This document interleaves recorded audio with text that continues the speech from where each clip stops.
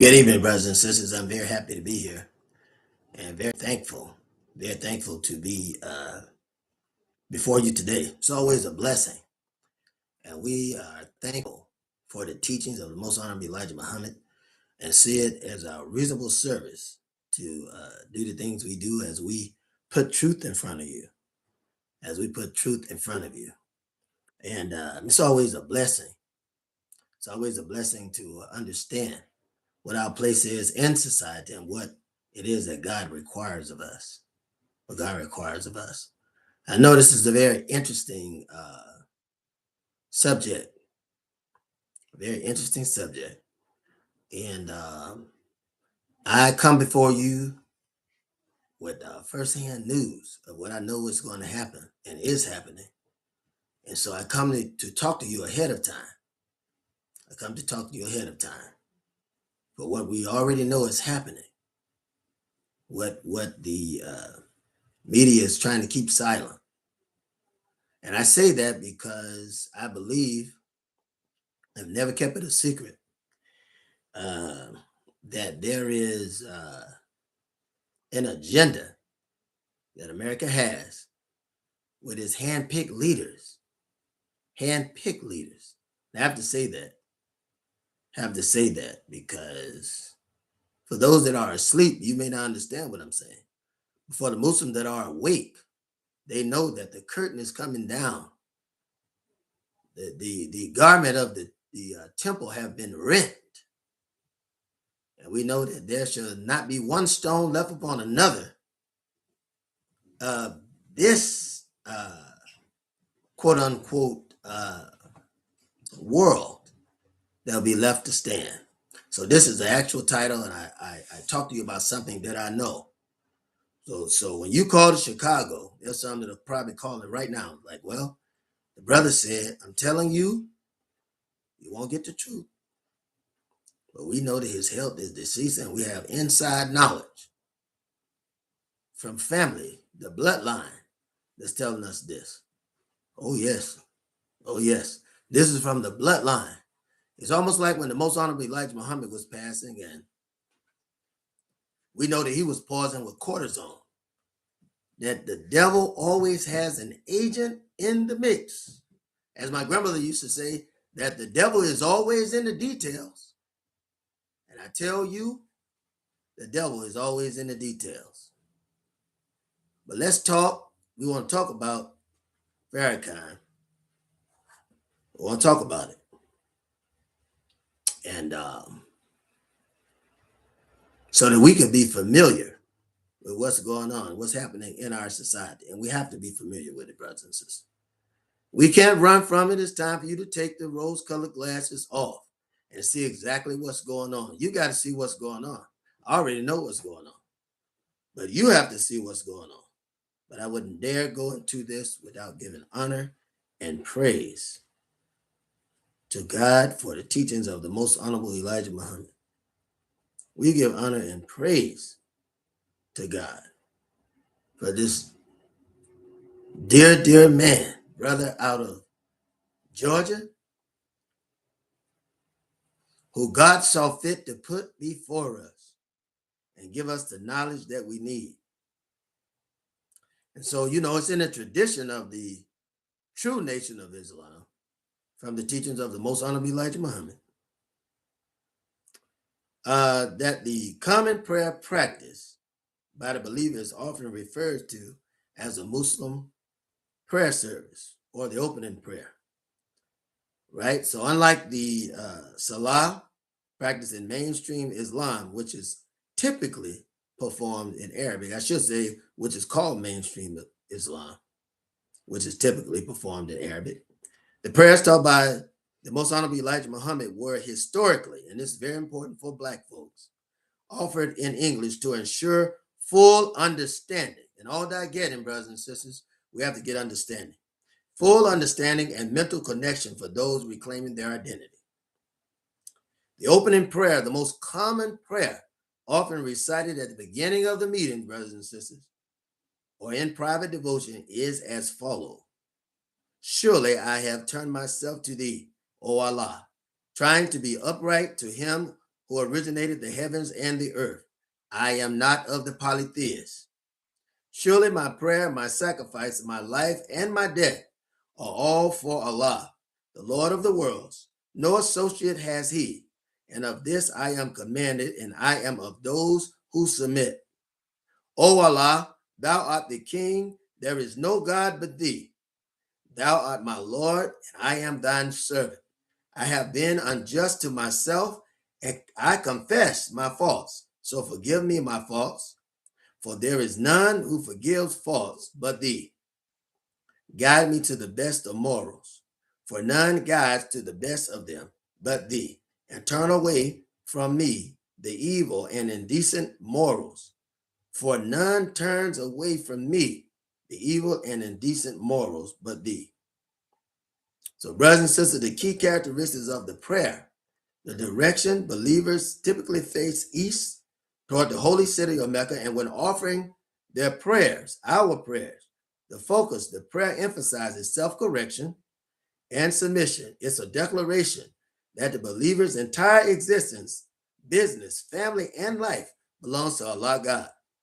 The posture is often performed with the hands raised, palms up, held at the side, depending on the specific setting, temple service versus the private prayer.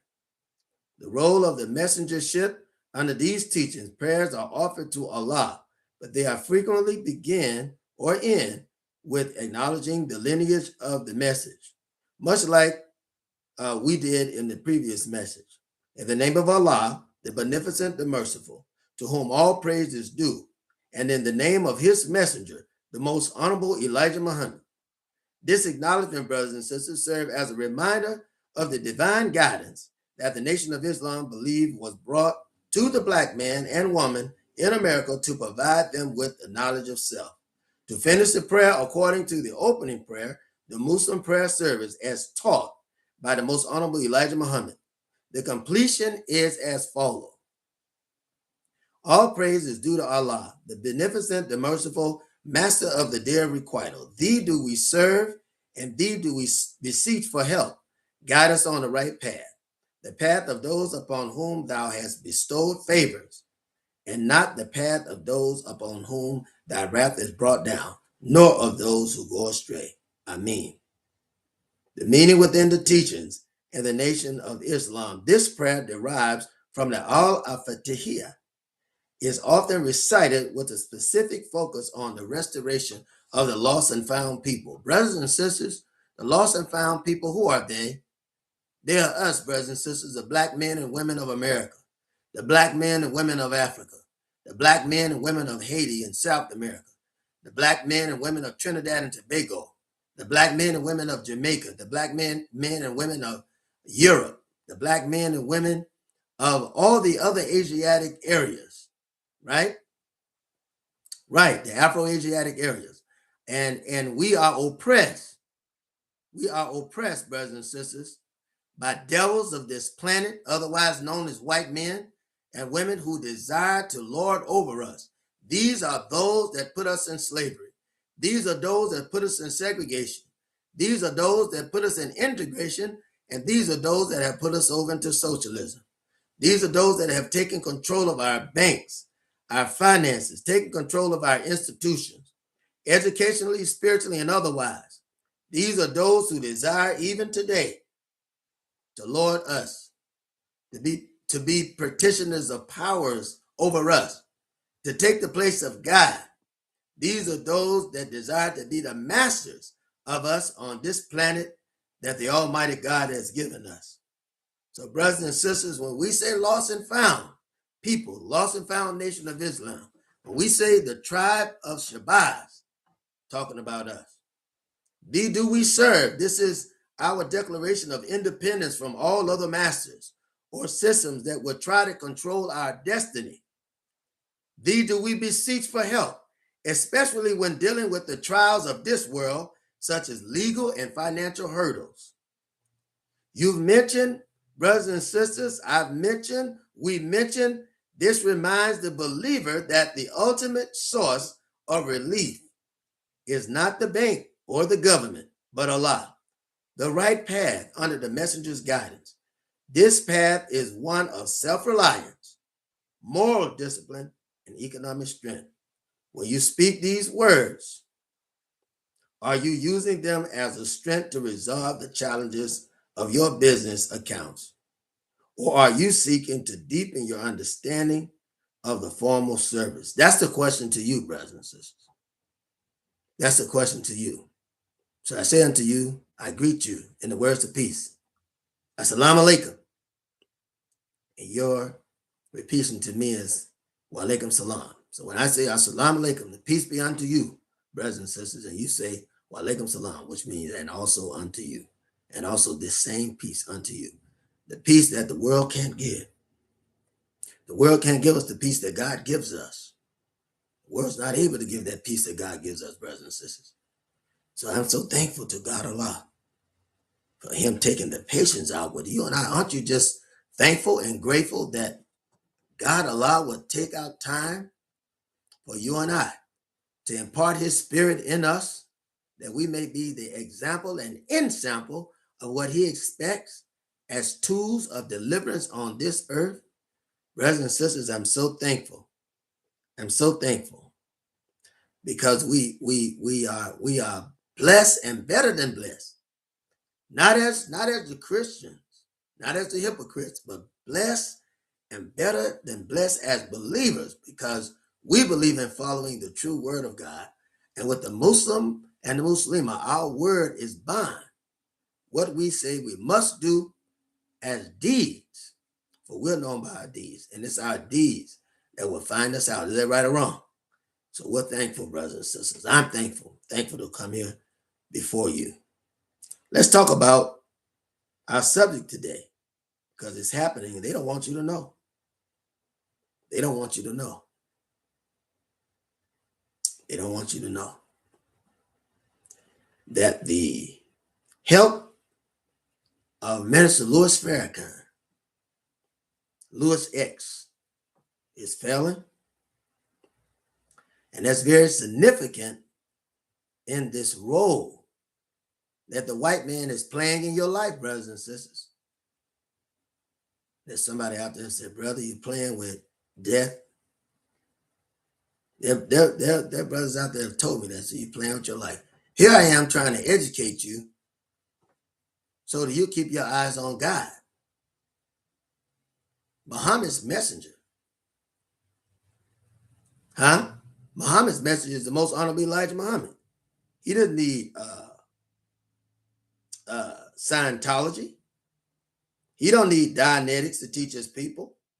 Muhammad's message is good enough for my mother and my father, my sister, my brother, my aunt, my uncle, my grandparents, right? Then it's good enough for me. We don't need Scientology to teach us. We don't need L. Ron Hubbard's Dianetics to teach us. You got Muslims sounding like fools talking about Dianetically speaking.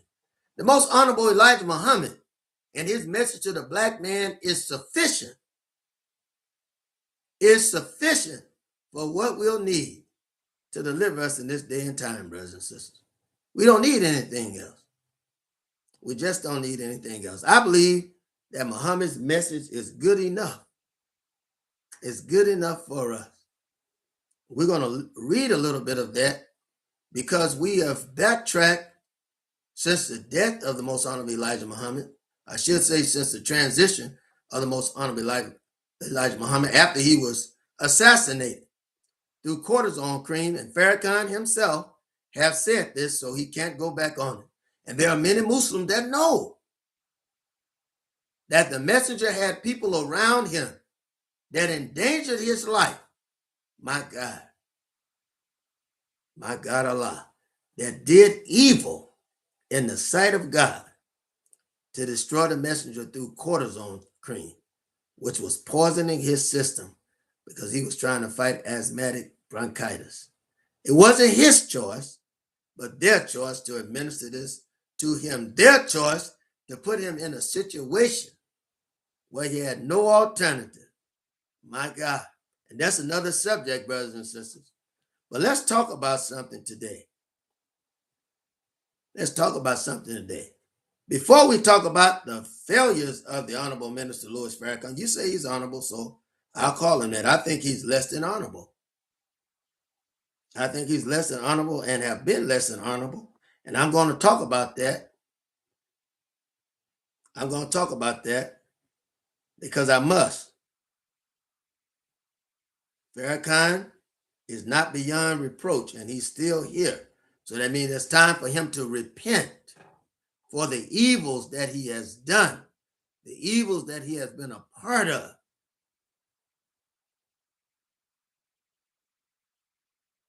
You see, we see a man that was unapologetic in the death of the messenger and have said things.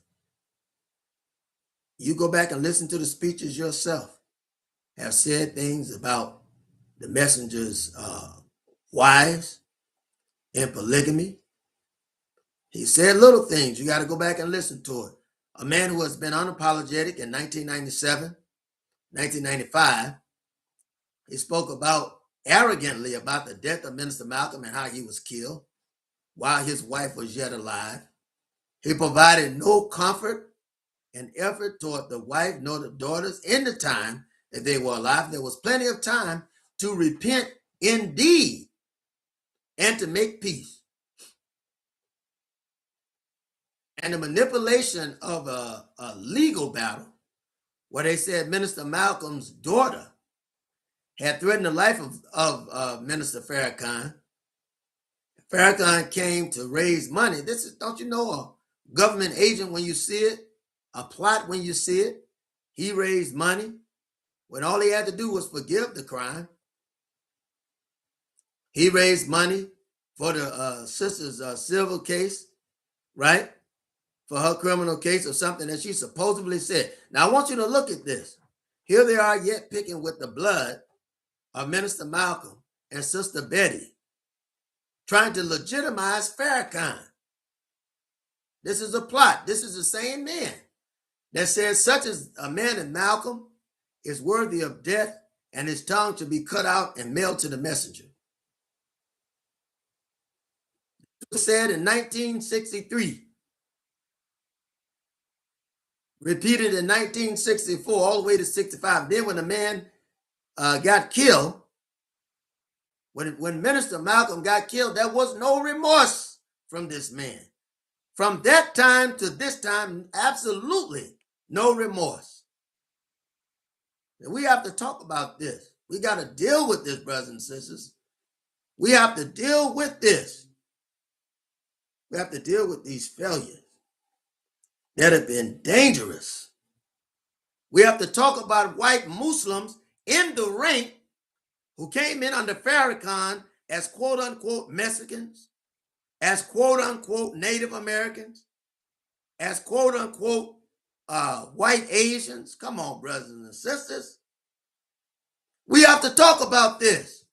The message is to the black man. Let me see if I can find this book. Some of you all are blind. Maybe not physically blind, but spiritually blind. It says message to the black man in America. Message to the black man in America. This message is to the black man in America. When it says black man, it means black woman too. Without our sisters, there's no nation. No nation can rise any higher than its women. No nation can rise any higher than its women. So this is the message to the black man in America. Our problem is that we're too concerned about others. The Most Honorable Elijah Muhammad was concerned about the black man. Since his death, we have lost stores, we have lost lending institutions, we have lost farming for each individual Muslim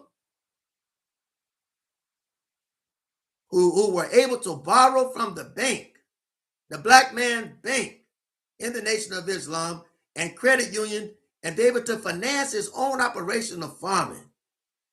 An independent market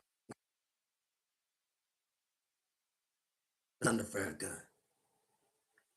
Oh, there's land, but the land that he controls. Come on, brothers and sisters. We have to talk about this because in the death of Farakhan, Farakhan is dying. I don't know what the people are going to do who's holding on to Farakhan. You better hold on to Allah God. You better hold on to the message of the messenger, the most honorable Elijah Muhammad. You better hold on to that. Malcolm made that mistake. It was a misstep. He was trying to get back in the nation. The white man couldn't have that. So he killed him and took him out. Come on, brothers and sisters. Talk black with me and then get back with me today. The failures of Louis Farrakhan, Louis X, made failures that were failures. Let's talk about these failures. Let's talk about these failures. Because, and we have to discuss this now, because that window is quickly leaving us.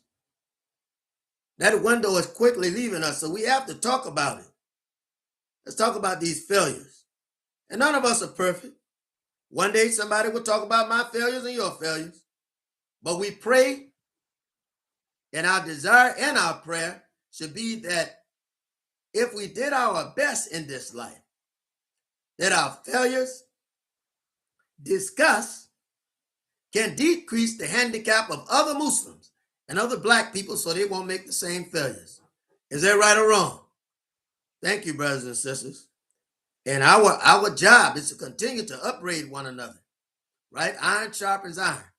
So this is not about picking on Farakhan, but he's before us, and we expect him to stand right. And any mistakes that he's made is for us to dissect. Farakhan is not beyond reproach. He is not beyond reproach. And this is the best gift that I can give him as he leaves this world to transmit to the other on his 93rd birthday. When we assess the legacy of Minister Farakhan, right, it requires us to examine both his profound culture influence and deeply polarizing controversies that define his career, while he successfully rebuilt the Nation of Islam after its late 1970s splintering and orchestrated historical events like the Million Man March. We got to talk about that. We have to talk about the Million Man March. Got to talk about it. His legacy is heavily scrutinized through what critics in the Nation of Islam, in the black community, historians in the Nation of Islam and the black community. We're not concerned about what the white man says. We're not concerned about what he says. We're talking about what we say. And former allies defined as his major failures. His failures generally fall into three categories: rhetorical, ideological controversy, and geopolitical missteps. And the isolation of the Nation of Islam, the true Nation of Islam, in his quote-unquote movement. Now, the rhetorical bigotry and the alienation of the true Nation of Islam started by the most honorable Elijah Muhammad. The most widely cited failure of Farakhan's leadership is his consistent use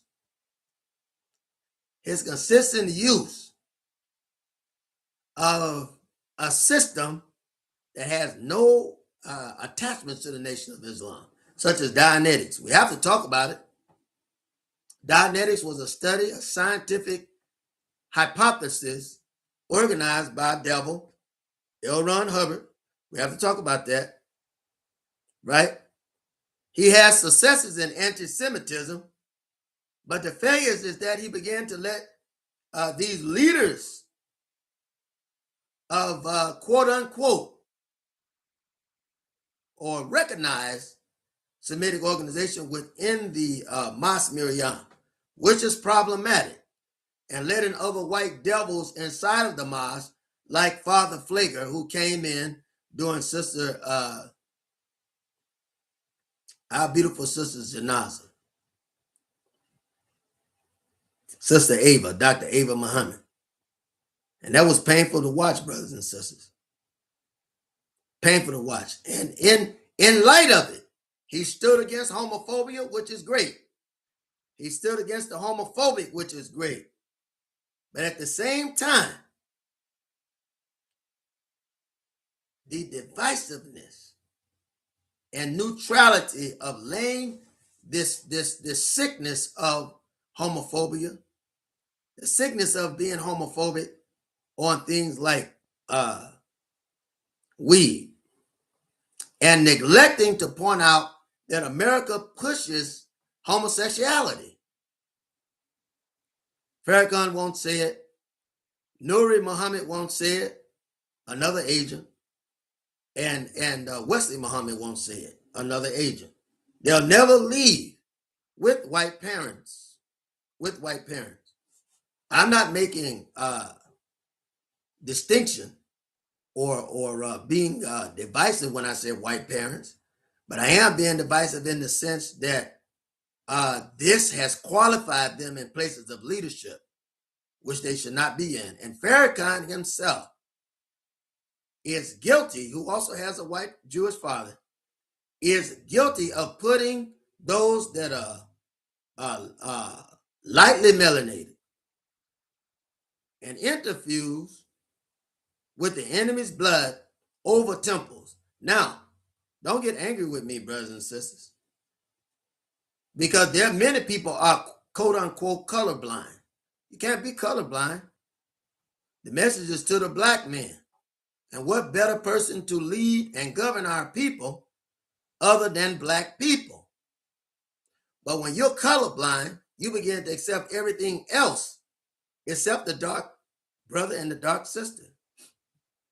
Is that right or wrong? And so we can't do the same thing to ourselves that the white man is doing to us. So these are failures. We have to talk about the failures of Farakhan. Okay? His public statements have been correct in the systematic alienation, right, of the mainstream ally. That's good, right? But he hasn't practiced what he preaches, because I just showed you pictures earlier on, if you'll go back, to show you devils in Muslim garbs. When the Most Honorable Elijah Muhammad said the message is to the black man. The message is to the black man. You'll never save us from this system.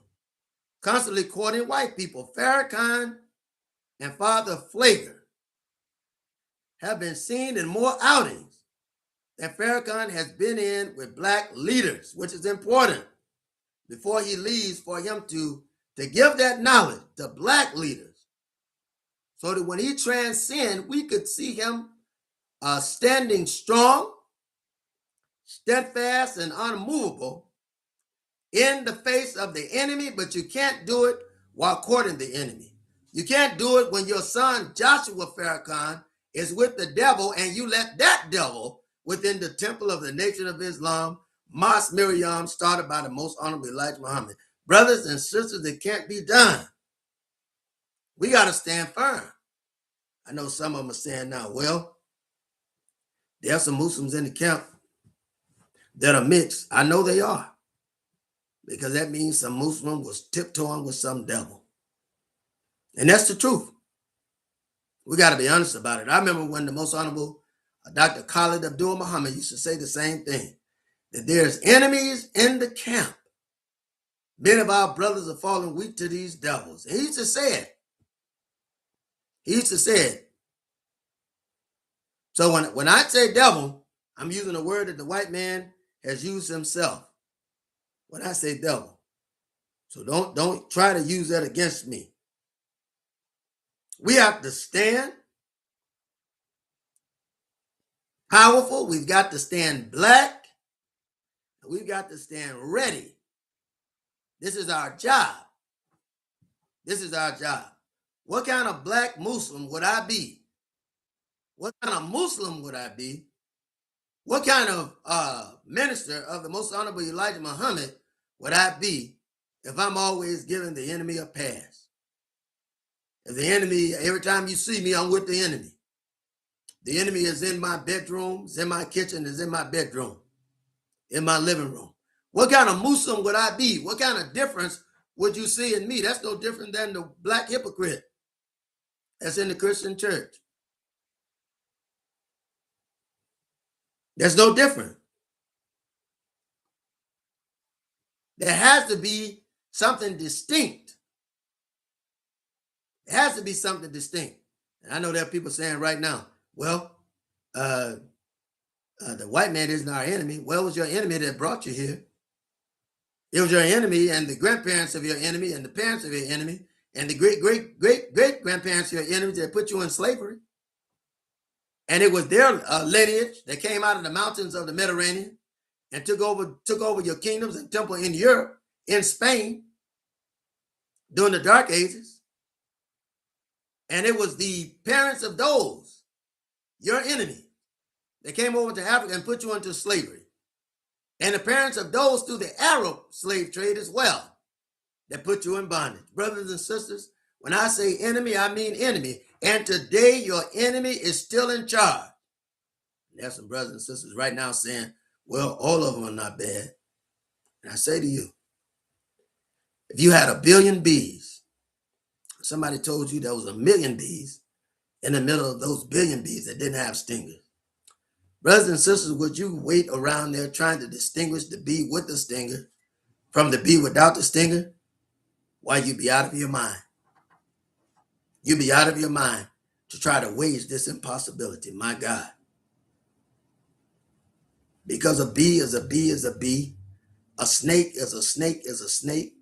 A rat is a rat is a rat. A scorpion is a scorpion and a scorpion. And a devil is a devil is a devil. Every day, all day, 24/7. It won't change. That's the nature. That's the nature. Proof of which today you just seen killing a security guard and some other brothers trying to protect the mosque in California. You just seen it. That man ain't gonna change. You wasn't brought here in America to be free. You were brought here in America to be a slave. And he has continued to enslave you and I. I don't care, from the wealthiest, most regal and refined black to the poorest jitterbug black. You still under the same bondage that we are. Same bondage. The shadow of Malcolm X's assassination rests on Farakhan. He'll never get by that. It's perhaps the most enduring stain on Farakhan's historical legacy, and his perceived role in the climate, not only the climate, but the operation of those that will later kill Minister Malcolm, that led to the 1965 assassination of Minister Malcolm X, in front of his wife, in front of his children, brothers and sisters. And the man showed no remorse. The man didn't show any remorse in the 70s or the 80s. The man showed no remorse in the 90s. The man showed no remorse after the death of Sister Betty. The man showed no remorse after the death of the daughter, who was killed by those who were punished of Minister Malcolm X. No remorse showed at all. As a matter of fact, Farakhan praised Minister Malcolm's killers. We have to discuss it, brothers and sisters. Incited rhetoric prior to Minister Malcolm's death, his murder, his assassination. Farakhan, then known as Louis X, wrote in the NOI newspaper, Muhammad Speaks, that such a man as Malcolm is worthy of death. Later admissions, decades later, during a year 2000 interview on 60 Minutes, Farakhan admitted that his fiery rhetoric helped create the toxic atmosphere that culminated in Malcolm X's assassination, stating, "I may have been complicit in words that I spoke. Not only the words, but the organization of Minister Malcolm's death with brothers and sisters that pulled it off from the Newark Mosque." Come on, brothers and sisters. In 1965, as they scoped out the Audubon Ballroom. We have to be honest about this. before the minister goes so that he can free his soul. We're trying to help him free his soul. He said, I acknowledge and regret that any word that I have said caused the loss of life of a human being. For many in the broader black community, this admission was seen as too little and too late. Now, in 1985, I want to say 1980, 1995, 1989 to 1991, and then again in the 90s, several interviews with Mike Wallace, and then, of course, the latter one to come in the year 2000. In 1997, I believe it was, 1995, while Sister Betty was yet alive, Minister Farakhan boasted about the killing of Minister Malcolm on several occasions prior to Sister Betty's death. During the speech that he spoke at Mauricelm-Lei, the Sister Betty witnessed, and then after that on many occasions. So there's no remorse. There's no literal remorse that we see that Farakhan could give. And this is the weakening of his leadership. And not only that, it caused many Muslims, even in his own camp, that have said it, and many that have fallen away, to say that they believe that he had something to do with Minister Malcolm's death, and the speeches that he spoke later reveal his envy of Minister Malcolm and his hatred. And of course, there were many Muslims. You know how we are. We're under bondage. We see our brothers and sisters that is worthy of praise. We don't give them praise because we're too jealous, right? Even though we say that we're nonviolent and peaceful with the white man, we attack and kill one another. Is that right or wrong? The institutional segregation and lack of structural evolution.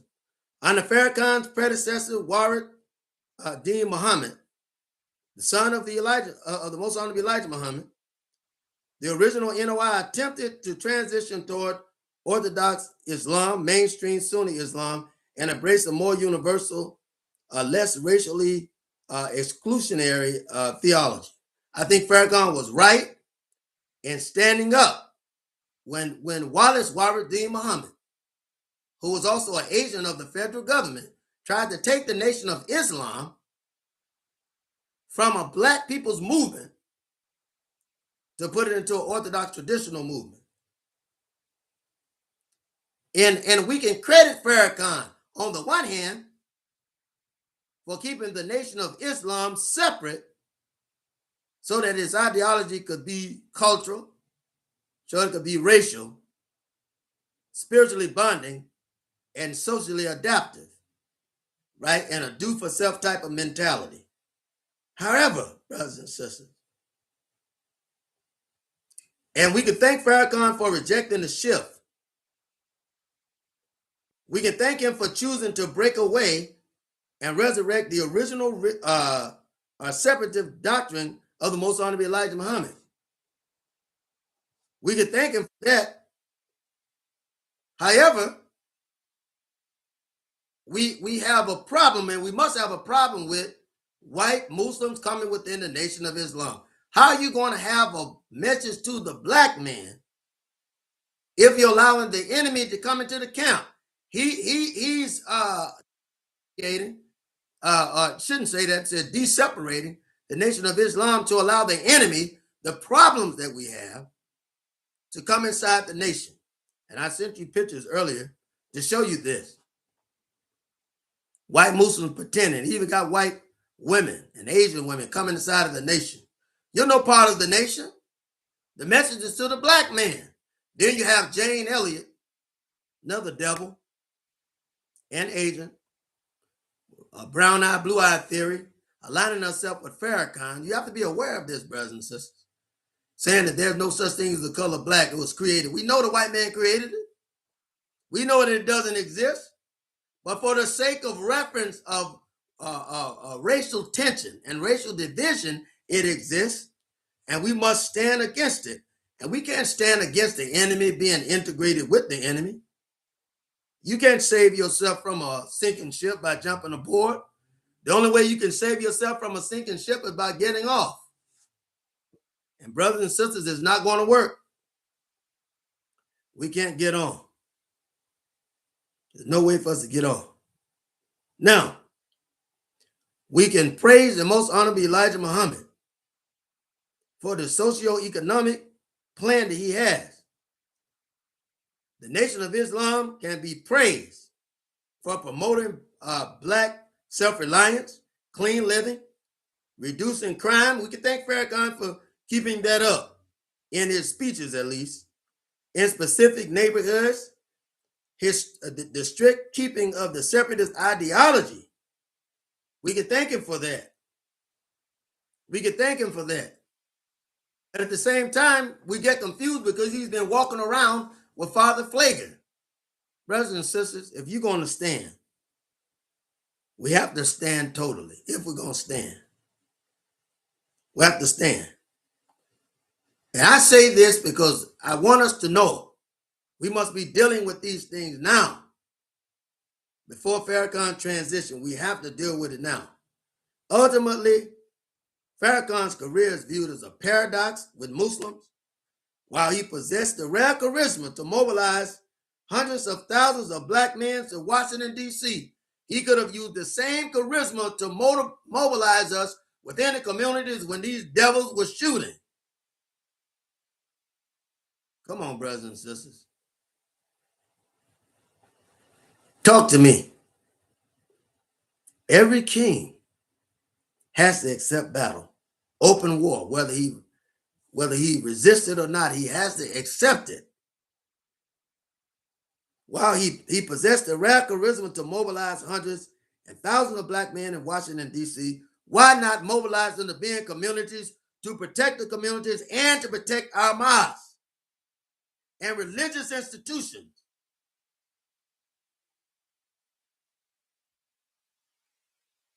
We can't atone with the white man. There is no atonement. In order to be able to atone, a man must see you as an equal. Can't atone with him. We can't atone with the white man. We've tried. Adam tried. Zerubbabel tried. Methuselah tried. Elijah tried. Isaac tried. Ishmael tried. Isaiah tried. Ezekiel tried. Lot tried. Zechariah tried. Jesus tried. And they killed them. Come on, brothers and sisters. The weight of it took their lives. So our only alternative is to turn to God. There's no peace. There's no peace. In the New Testament, it says, don't cry peace when there is no peace.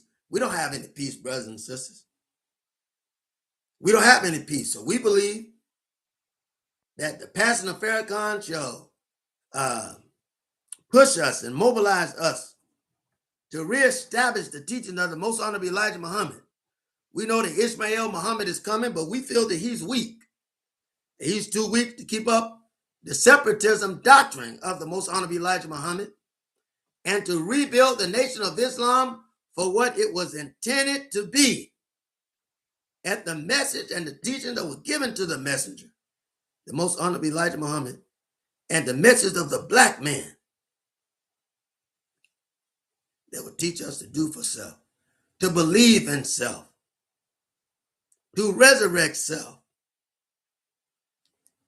and to save oneself. So, brothers and sisters, this reliance on this theory that somehow that there are some white people that are all right has been a danger to us. Has been a danger to us. So these figures of Farakhan is dangerous to us. Now, brothers and sisters, Farakhan is not well. Farakhan is not well. His health is not good. What will you do? What will you do? Will you turn to Mustafa Farakhan, who is a known agent of the Harvey, Illinois Police Department, what would you do? What will you do? What is Farakhan's health today? What is Farakhan's health condition today? There are those already around him. Desires that number one spot. Just like it was in the days of the most honorable Elijah Muhammad. Ishmael is the man to take charge, but we don't believe that Ishmael is strong enough to reinstitute the teachings, the unadulterated teachings, the exact teachings of the most honorable Elijah Muhammad.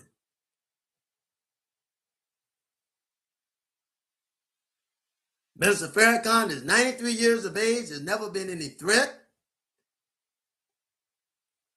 to the system that oppress us. He remains the official head of the Nation of Islam as reestablished by him and the government of America in the 70s. We have to be honest about this, because Elijah's Nation of Islam is still alive and well. We just don't get the media attention that Farakhans get. But Elijah's nation is still growing by leaps and bounds. But anybody that they put the media on, anytime, this is the trick. When you find somebody that the white man concentrate on, and somehow they begin to speak good words about, they keep the camera on them, playing this game of contention, you should know that they're part of the system. They're part of the program. Minister Farakhan, again, I say, is 93 years old. All real threats have been taken out. Khalid Muhammad was taken out at 53. Come on, brothers and sisters. Dr. Ava Muhammad was taken out. Come on, brothers and sisters, talk to me. Talk black to me and get back with me. Minister Louis Farrakhan is 93 years of age. He remains the official head of the Nation of Islam. His physical health has been in a long, well-documented decline for more than 2 decades. These devils are keeping him alive. Come on, brothers and sisters. Forcing him to significantly scale back his public appearances and day-to-day administrative duties. This is a fact. This is a fact. His current health status and medical history are defined by several key factors. And again, this is inside information, inside knowledge. Advanced age and limited mobility. Due to his advanced age and general frailty, Farakhan rarely makes public appearance, and when he does deliver a major address, such as traditional speeches at the NOI's annual Saviors Day convention, he typically delivers them while seated and requires physical assistance from the Fruit of Islam, the NOI security wing, to stand or move. And that's fine. I'm glad the brothers are there to assist Farakhan while he makes these speeches. My point is that he's 93 years of age, and all true threats of the government were taken out. They were not allowed to get that old or to that age. Is that right or wrong? They even killed Yahushua Asa at 33, or the one you call Jesus. The one you call Jesus Christ, Yahushua Asa, or the one you call Jesus. They killed him at 33 years of age. Dr. King was killed at 39 years of age. Minister Malcolm killed at 39 years of age. Most Honorable Elijah Muhammad killed at 75 years of age. Are you getting my drift, brothers and sisters? Huey Newton killed at late 40 years of age. Khalid Muhammad killed at 53. Agiman or Cleve, Reverend Cleve was killed at 80, I believe, 70 years of age. Is that right or wrong? So taken out, and all of those last brothers I repeated, all of them was killed in the month of February. Come on, brothers and sisters. And you think that's an accident? Prostate cancer after effects. Farakhan was originally diagnosed with prostate cancer in 1991 and underwent major surgery and severe radiation treatment, including radiated seeds implementation in the late 1990s and 2000. Over the years, he has suffered from severe long-term internal damage, inflammation, and chronic pain directly caused by high doses of radiation received to cure cancer. And as Muslims, I want to tell you this. You shouldn't trust the doctors to the point that you allow them to put radiated seeds in you. You shouldn't do it. We believe that God is created in this planet through diet, exercise, and his salvation to deliver us from all these ills and evils. I'm just making a point to you. Prior health scares over the last 25 years, his cancer complications have led to multiple emergency hospitalizations, severe bouts of dehydration, ulcers, and anemia. They had plenty of time to kill him. Listen to what I'm telling you. He also suffered a heart attack in the mid-2000s. Delegation of power. Because of these ongoing severe health challenges, Farakhan stepped back from day-to-day management of the Nation of Islam years ago, turning over the primary administration of the organization to its executive board. That falls into the hand of Ismail Muhammad, who we know. Ismail Muhammad, it falls in his hand, which we know is not strong enough to carry the Nation of Islam. And brothers and sisters, I'm appealing to those that's under Farakhan now. Get on God's side now. Get on God's side now so God can be on your side. And find the Nation of Islam as it relates to the most honorable Elijah Muhammad. Submit yourself, brothers and sisters, and learn of him. And learn of the teachings of the most honorable Elijah Muhammad. And the gospel that was given to him from Master Farakhan Muhammad. For his yoke is easy. And brothers and sisters, his burden is light. So despite these severe physical limitations, Farakhan is still considered spiritual and ideological leader of the movement. Not Elijah's movement, but this elusive movement. This elusive movement, Farakhan is still considered the leader of it, and occasionally releases recorded messages and deliver major theological addresses online. They've told him to stay in charge until he's gone. And brothers and sisters, you and I both know. You and I both know substitutes won't do. We've got to get the message of the most honorable Elijah Muhammad. We have to be ready, willing, and waiting. Follow the teachings and the teachings of truth. What will you do? What will you do in this death of Farakhan? What will you do? What will you say? What can be done in this death of Farakhan? You can come back to truth, and you can restudy and reread this message to the black man. Is that right or wrong? This message to the black man in America by the most honorable Elijah Muhammad. And I just want to read something to you because Muhammad knew the day would come. Victory of the Apostle. I want to read this for you. Victory of, and this is in 260 of the message to the black man by the most honorable Elijah Muhammad, page 260.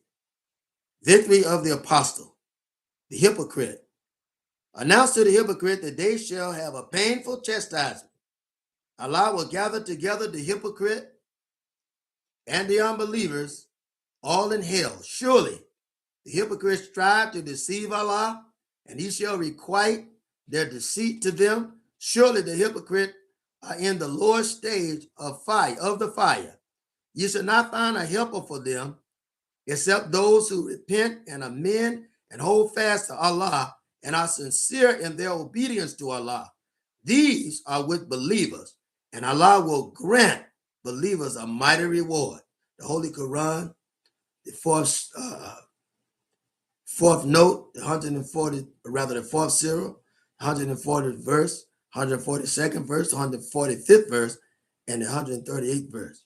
The Holy Quran has the same announcement for all disbelievers and hypocrites of the messenger. It is also the same given to Noah and his followers. It is the same given to all disbelieving foes and hypocrites. The hypocrite around Moses, Jesus, and Muhammad were given the same warning, and they, the hypocrites, are prophesied in the Holy Quran, which is a very true book, to be the same type of hypocrite and to be saying the same words to the last apostle and his true followers today as they did to the former prophets and their followers. My followers, this is most honorable Elijah Muhammad, here in America, and the hypocrites among them are now being manifested to be the same as all others in the past. The hypocrites utter the same words, make mockery of the messenger and his followers, plan to do harm to us, just as the hypocrites of the past did all other messengers and their followers. The Holy Quran says the last apostle, the Holy Quran says to the last apostle, all apostles before you were mocked and called liars, but Allah reminds the last apostle to think of his disapproval to other hypocrites and disbelievers. He destroyed them, and some of the hypocrites returned after they had tasted of the chastisement.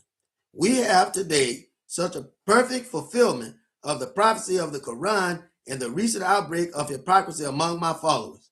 The chief hypocrite of them all and the worst of them all have never stopped in this attempt to do harm to my mission. The Holy Quran teaches they will fight you with their tongues, even with their hands. So their tongues were not sufficient. They wanted quick action. So the chief hypocrite resorted to arming his followers as well as himself with 30 caliber weapons, knowing that my followers and I had not resorted to such weapons. They intended to spring a surprise attack, moving us down. What happened? He and his ignorant followers have forgotten that God was with me and my followers, and they did not know that they could not stop us with weapons. The hypocrites always will be the losers. The chief hypocrite took a group with him to build a mosque in opposition to me and filled it with all type of wickedness and disbelievers like himself, and he wished the praise of the people and not of God. And he has said everything imaginable against me, which likely will hurt him and those who follow him more than he thinks.